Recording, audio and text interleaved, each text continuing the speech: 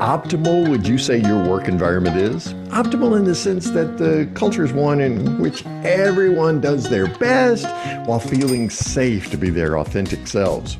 The mission of my guest on this episode of the Work Positive podcast is to upskill leaders to do just that. She's the founder and CEO of Altura Leadership Consulting Group. Before that, she fostered exactly that kind of culture with Roku, Sony Pictures Entertainment, Snap, and others. So get ready to be your authentic self as you discover how to create an optimal and positive work culture on this episode of the Work Positive podcast. Welcome to the Work Positive podcast with your host, executive coach, and culture architect, Dr. Joey Fawcett. Discover strategies and tactics that work positive as Dr. Joey talks with industry leaders who create a positive work culture that attracts top talent and reduces team turnover. Discover how you can create a work positive culture that increases productivity and profits. Here's your host, Dr. Joey. Work Positive Nation, it is my privilege, and wow, I am so excited to introduce to you today, Chrissy Roussell Willis. Chrissy, welcome to the Work Positive podcast. Thank you so much, Dr. Joey. I'm really excited to be here. And we need to give a shout out to our mutual friend, Angela Reddick Wright. Yay! Hey, Angela. She's amazing, just like you. You both live in the LA area. By the way, for my southern friends, that's not Lower Alabama. That's Los Angeles. Okay. I have friends from Mobile. They think LA means Lower Alabama. So that's talking about Los Angeles, California. That's right. Angela's from there. They're both attorneys. I've forgotten where Angela graduated, but you went to USC, right? I did. I went to Georgetown undergrad, and then I went to USC for law school. Wonderful, wonderful, wonderful. And you and Angela see each other at lawyer events. Do you tell lawyer jokes? My son-in-law is an attorney, so that's why I always ask him. There's so many great lawyer jokes. Do you guys tell those when you get together? No, they get told to us. So that's enough. I didn't know if there was like this code of conduct where you would say, okay, guys, I heard a new lawyer joke the other day, and let me warn you, here's what it's going to sound like. Yeah. But that happens to us all the time. Yeah. Family members, friends. Definitely. Yeah. One of the things, Work Positive Nation, that you're going to quickly appreciate about Chrissy is that one of her superpowers is that she has this amazing intellect as well as a heart the size of Texas. Or maybe I should say the heart size of California, right? Because it's a big state too. And so you're really going to catch great. And that's the reason I mentioned Angela, because Angela is much the same way. But you're going to catch some amazing stories today out of her own journey. She's worked for, as I told you in the introduction, some amazing companies like Sony Pictures Entertainment, most recently Roku. By the way, I was an early adopter of Roku. I bought the first device, right? I have I think it's the Ultra now upstairs and a stick and another TV. So go Roku. By the way, I said Roku wrong for a long time, but I'm from the South. I interviewed someone for a role on my team, and she kept saying Ruko, and I thought, she's probably not the right one. I did not say it like that, but that's hilarious. Yeah. Honey, if you're going to work here. 4 letters. Come on. Yeah. Lots of variations. But one of the things I appreciate about you, though, is you're an attorney with this huge heart, and you care for people so deeply, and yet you use your legal background to ensure that we're taking care of people. Yes. So you have recently made this transition from Roku.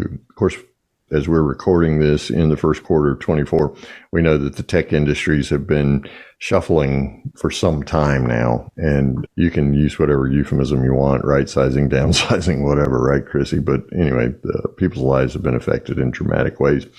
So in some ways, it was an opportune time for you to choose to take an entrepreneurial path. This is in your DNA, it seems to me, because you come from a family of entrepreneurs, right?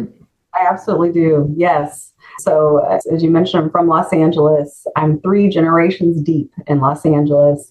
And when I think about the family members that I've had the privilege to personally know, meaning I was able to grow up with, I'll start with my grandmother. My grandmother moved from Mississippi with the family when she was only 3 months old to Los Angeles, and many family members came.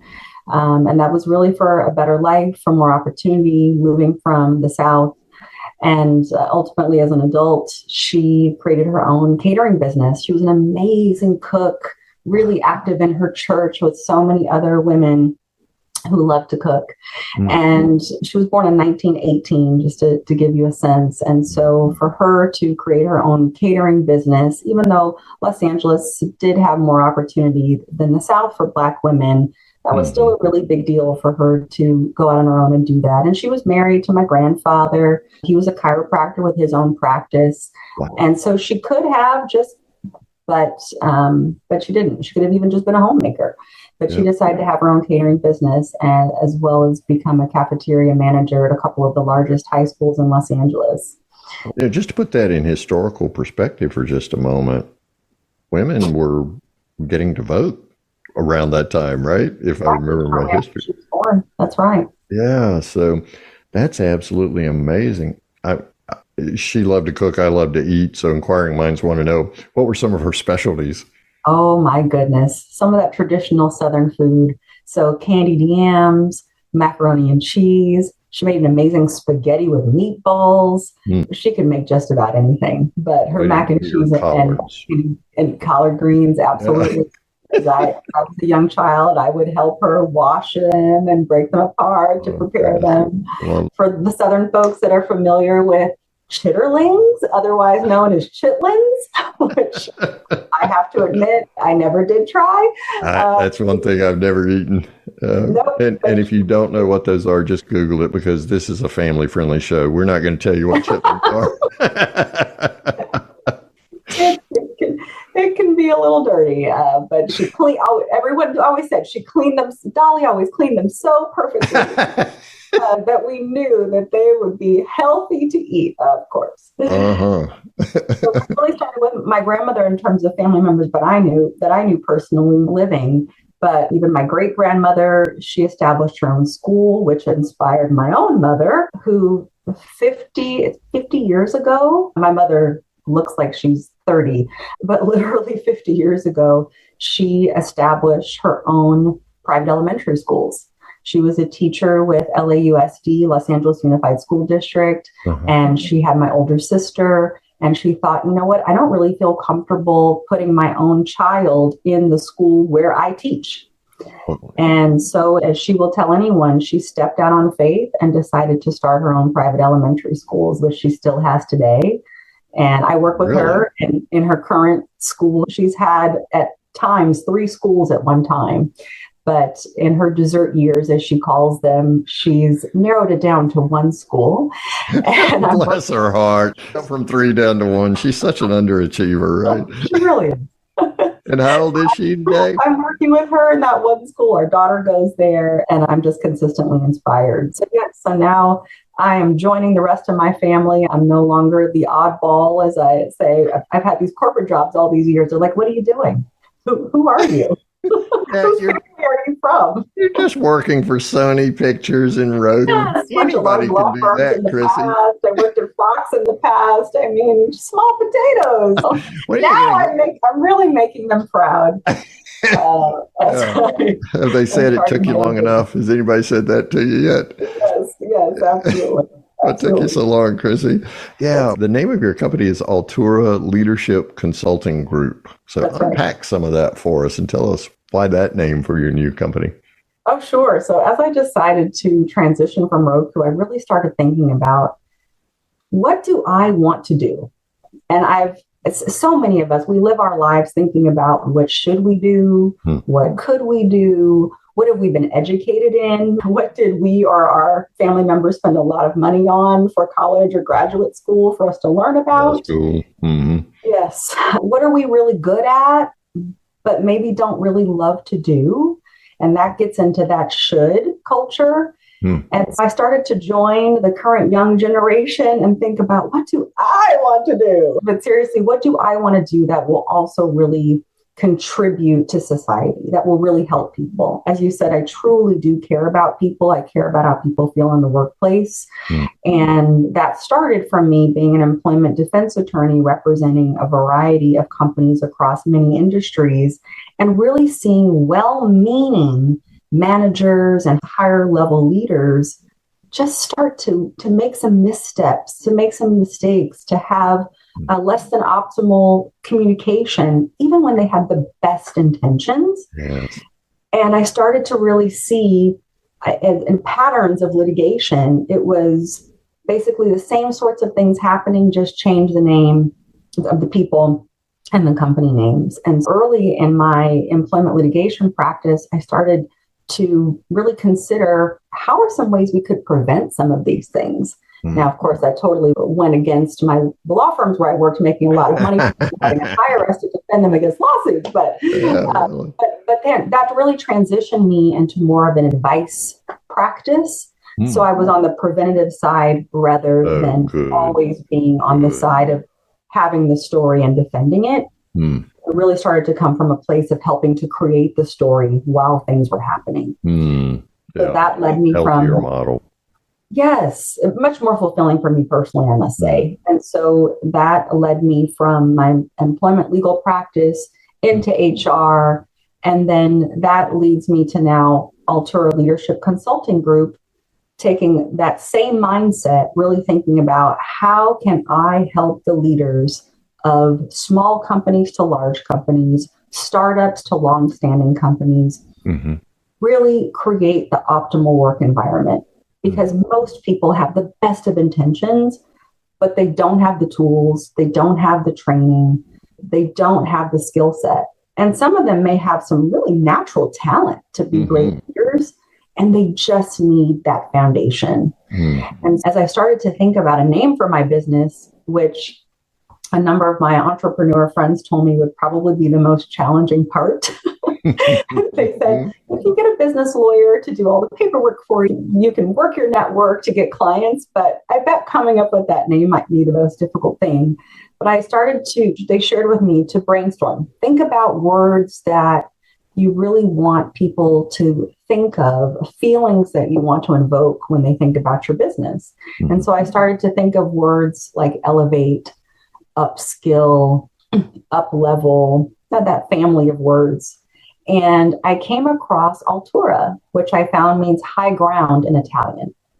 Wow. And I loved that. There are other businesses called Higher Ground and Elevate. And so it was really my husband and my fellow attorney who said, start to think about some other languages. You love languages. Start to think about some of these words and what they are in other languages. And I found Altura, and that really resonated with me. It sounded beautiful. It's easy to say even in English. And I love that it means high ground, because that's where I would love to support taking all leaders. Yeah, it's easy to say in Southern English even. So thanks for naming it. So Altura, I wondered what that phonetic. It goes back to my mom, the basics with phonics. That's right.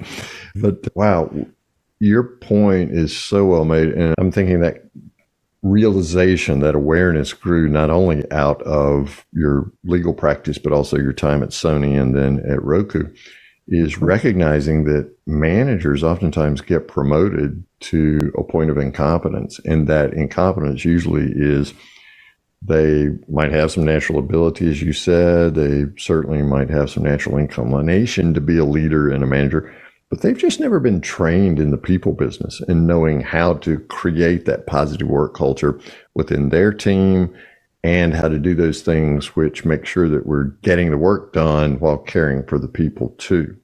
So I especially appreciate that. Were there some notable opportunities you had with Sony or Roku to help develop leaders like those managers? Absolutely. I really have to give a shout out to Sony Pictures in particular. It was a wonderful company to work because the leaders are truly phenomenal. And it's because so many of them actually care about how they're coming across, how they're showing up.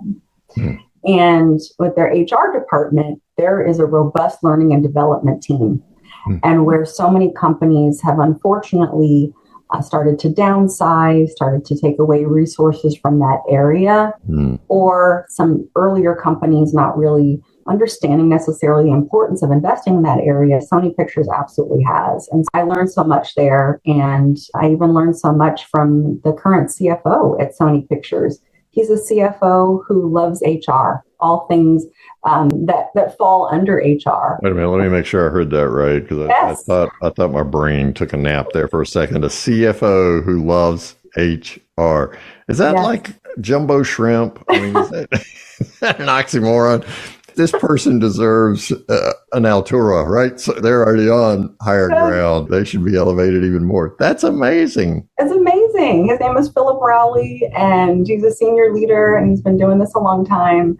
And he reads all of the books that HR professionals are reading or should be reading. Wow. We would share books with each other, and he walked the walk, he talked the talk. And so it was so much fun.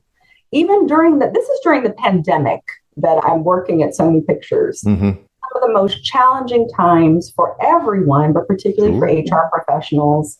There was so much to figure out, so much work to do that no one was really thinking about development typically. There was enough other stuff to deal with.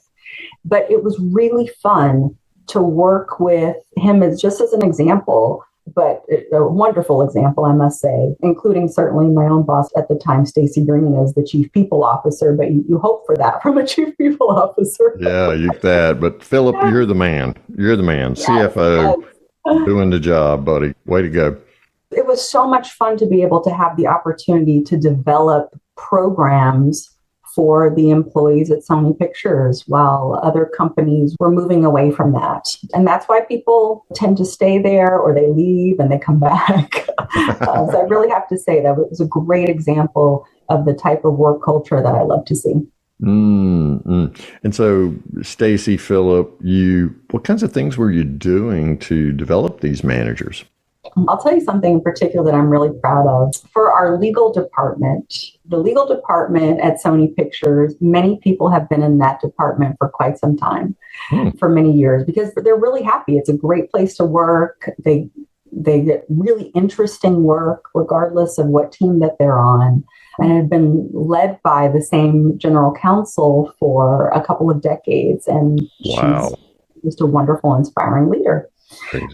But as we started to look at the employee survey information, we were realizing that some of the folks in the legal department were feeling like they needed some more development. They wanted more development. And that can happen where you have a group of people who are generally happy. They have really good work to do. They're pretty pleased with their compensation. And so they're not leaving.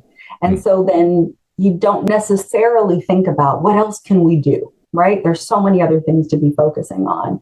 One of my team members and we proposed to the general counsel, Leah, to come up with a development program just for the legal team.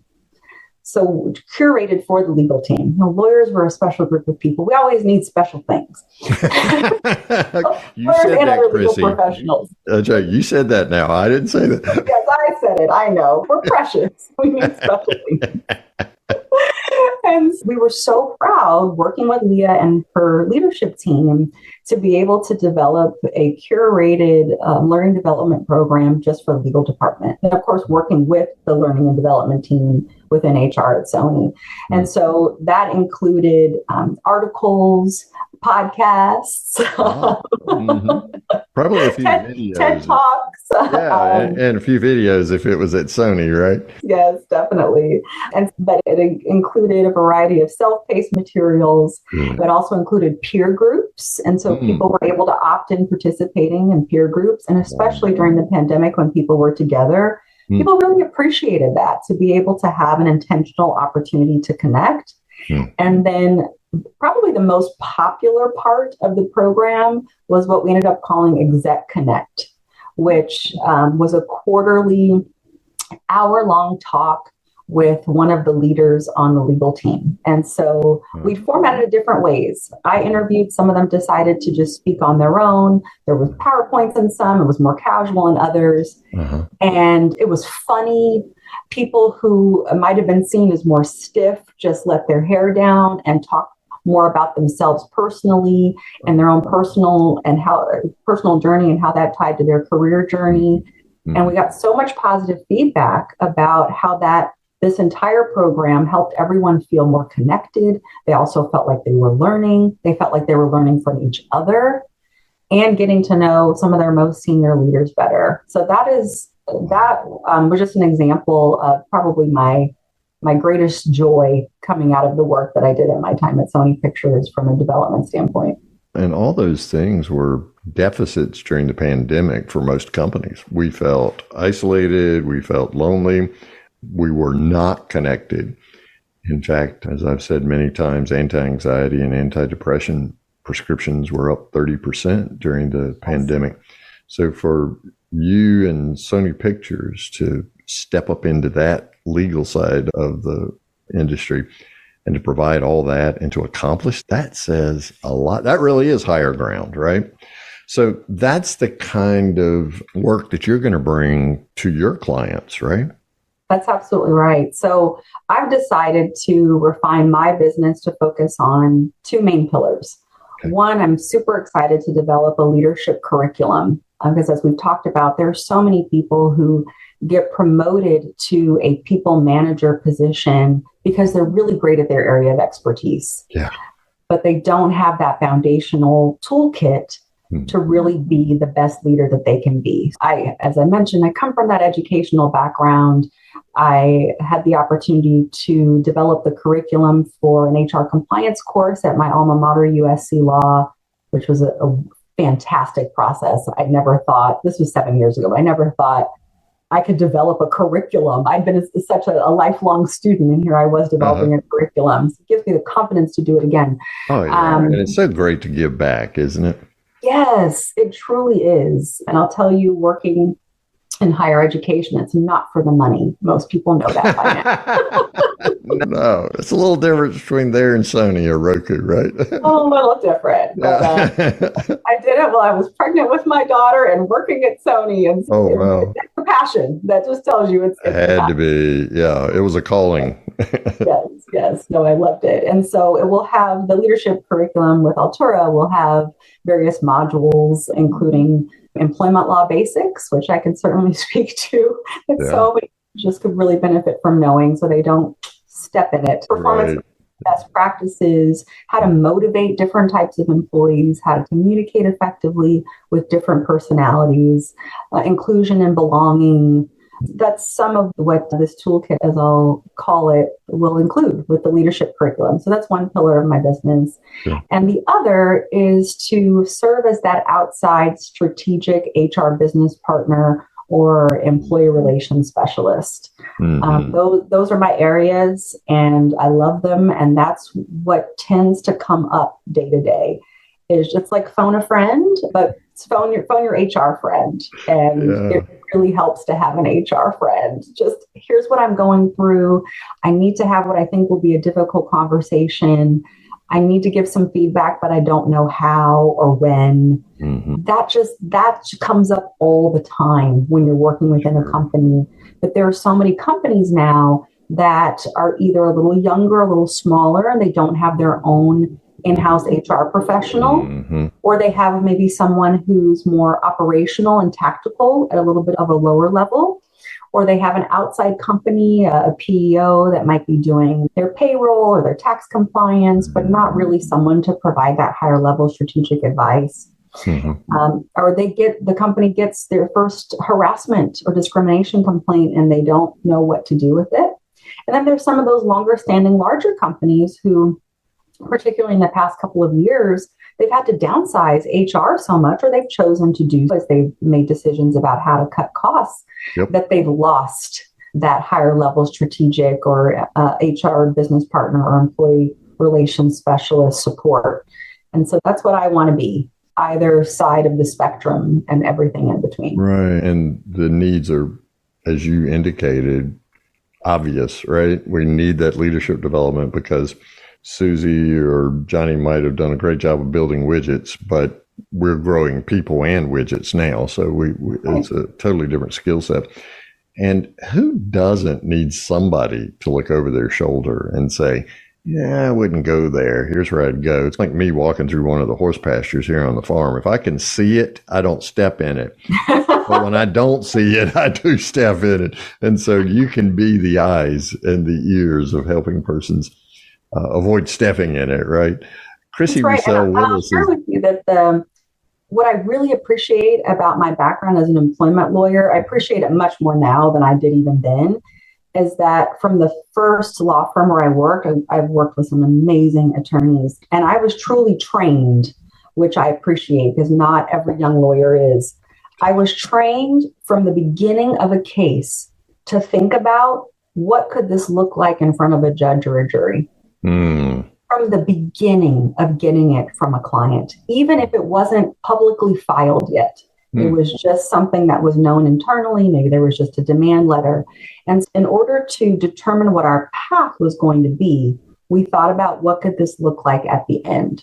And so that tends to be my approach whenever I get any sort of circumstance thrown my way. I think about how is this going to look to whoever might see it, whether that's the rest of the company, whether it's just a team, it might be out in public, or it might end up in front of a judge or a jury. And so we do the best we can as I partner with the people I get a chance to work with to create the best story that we can. So we can't always avoid a lawsuit. People will file a lawsuit if they feel like it.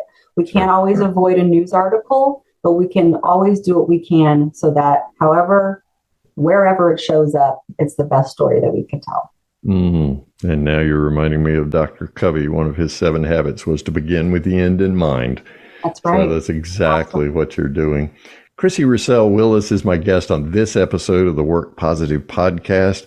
Altura Leadership Consulting Group is the name of her new company. In fact, I can say brand new because the brand hasn't worn off right. It's brand new company. Go in the show notes and there you can find the website that you can go to and discover more, and you can reach out to Chrissy, or you can find her the way that I did, and that was through LinkedIn, where I think all successful business people live now. Thanks for making yourself known there. Chrissy, Work Positive Nation always wants to know from my guest, what's one thing they can do? So Chrissy Roussell Willis, what's your one thing that you would recommend to Work Positive Nation to do to start creating the kind of positive work culture that you talked about here today? If you are in a position of influence, or you're the one that determines what checks your company writes, I highly recommend that you invest in your leaders. And it doesn't have to be expensive, because I know that most people have to have tight purse strings these days. I'm happy to work with you, but I think there's so many things that one can do internally, just as I just described, a program that we created using materials that can be found for free out in the public to work on developing a team and to bring a team together, and using the team's own people to develop each other. So there are things that you can do. And as an individual, I highly recommend, this is what I'm doing with myself and have been for years and I'm continuing to do, to read. There's so much out there, great material out there to read, to listen to podcasts, to listen to TED Talks and other resources that are completely free or are very affordable. Continue to invest in yourself. Chrissy Roussell Willis, thank you so very much. We wish only the best for the Altura Leadership Consulting Group and for you and for your amazing husband who encouraged you to think in other languages, and for that amazing daughter and your family. I just cherish you. I cherish your story. Thanks for sharing the entrepreneurial journey with us, because there's so many of us right now giving consideration to making that leap, and you've given us a lot of courage in Work Positive Nation that we can do that too. So thank you so much for sharing your time and wisdom today, and all the best to you, Chrissy. Thank you so much, Dr. Joey. I really appreciate this opportunity. Thank you for listening to this episode of the Work Positive Podcast. Please share this podcast with your friends who are HR and small business leaders so they can do one thing today to create a positive work culture that increases productivity and profits. I'd like to give you a free Work Positive course just for listening. It's called Something to Talk About, and it's transformed the work conversations of so many people all over the world. To Get your free copy when you go to workpositive.today/something to talk about, and you can start transforming your conversations today. Remember, it pays to work positive.